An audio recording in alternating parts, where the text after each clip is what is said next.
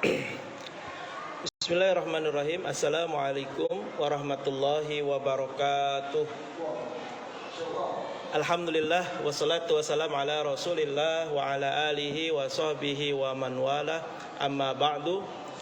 Bersyukur kepada Allah atas nikmat dan karunia-Nya sehingga pada hari ini kita diberikan kemudahan oleh Allah untuk beraktivitas dalam keadaan mudah dan dalam keadaan sempurna tanpa kurang sedikit pun.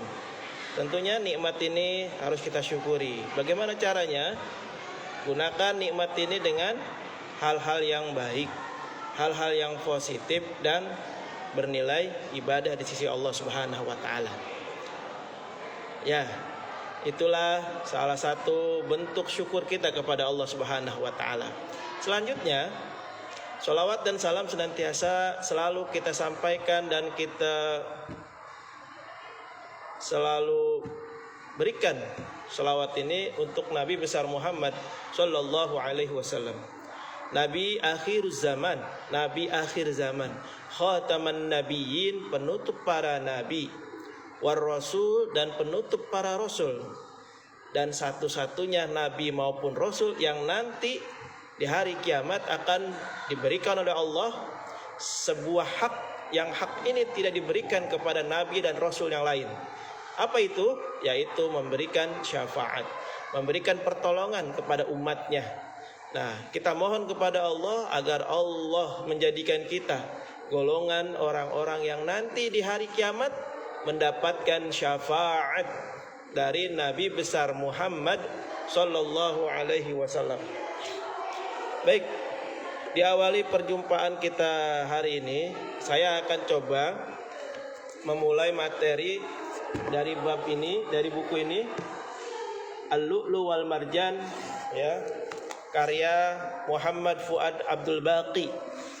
Memohon kepada Allah agar beliau pengarang buku ini senantiasa dijadikan kuburnya raudhah min riyadil jannah, diberikan kepada kita ilmu yang manfaat, ya.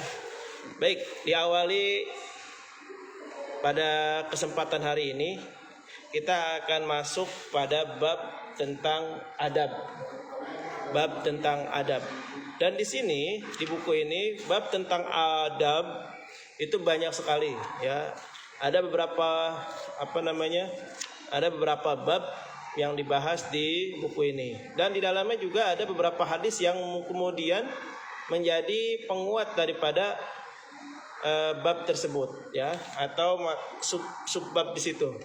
Nah, hari ini kita akan coba mengetahui bersama-sama ternyata ada, ya, nama yang tidak boleh kita gunakan sebagai orang umum ataupun ya secara keseluruhan umat Nabi Muhammad. Tentunya di sini, ya. Apa? Di sini dikatakan larangan julukan Abu Qasim, ya. Jadi dan nama-nama yang disunahkan. Di sini ada beberapa hadis. Ada 1, 2, 3, 4, ada 4, 5 hadis yang menguatkan bahwa tidak diperkenankan seseorang membuat panggilan atau berupa nama atau julukan, yaitu dengan julukan Abu Qasim, ya. Baik. Yang pertama hadis dari Anas radhiyallahu an, semoga Allah meridhoinya, berkata, ada seseorang lelaki dari Bakti yang memanggil, wahai Abu Qasim. Lalu Nabi SAW menoleh kepada orang itu, lalu dia berkata, bukankah engkau yang aku panggil? Maka Nabi SAW bersabda, pakailah namaku, jangan kalian pakai kunyahku, ya.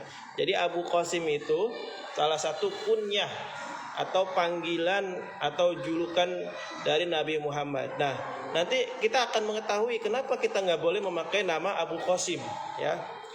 Baik, di hadis yang selanjutnya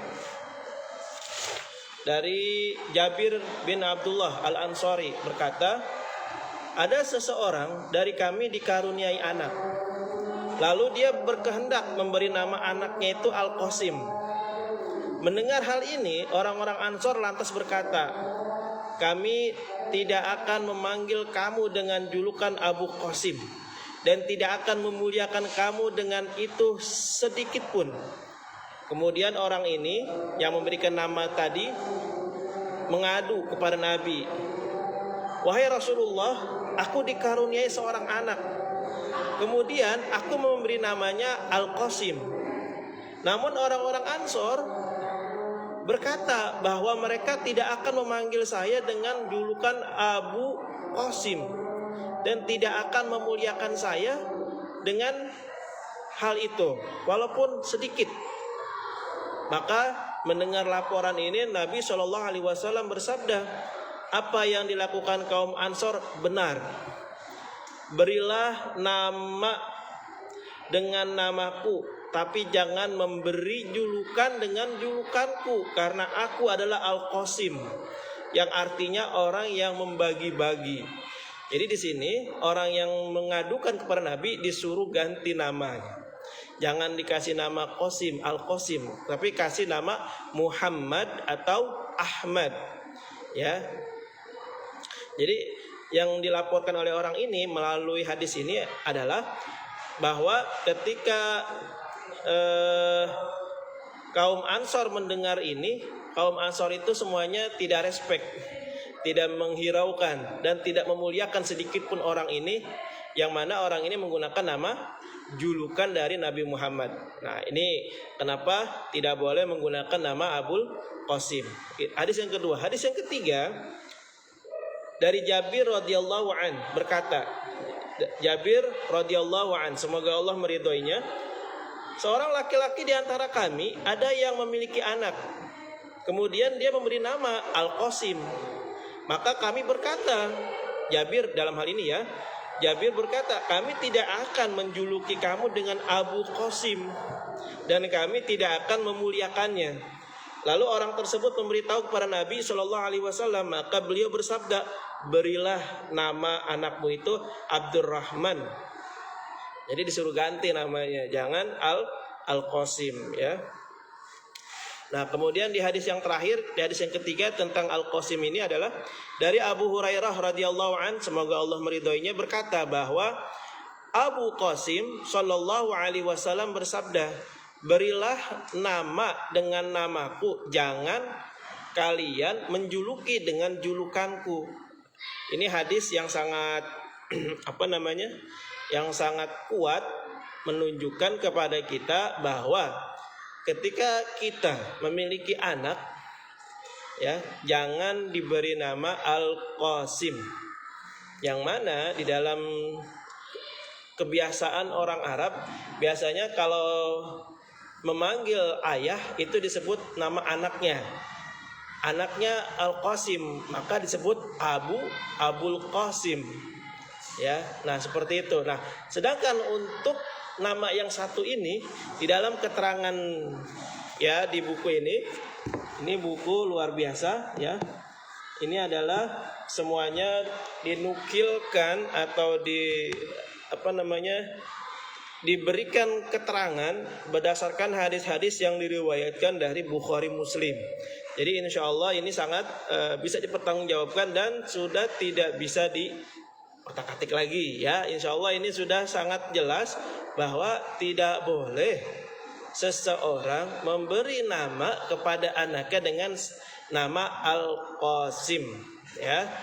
Demikian, mudah-mudahan ada manfaatnya. Billahi taufiq wal hidayah. Assalamualaikum warahmatullahi wabarakatuh.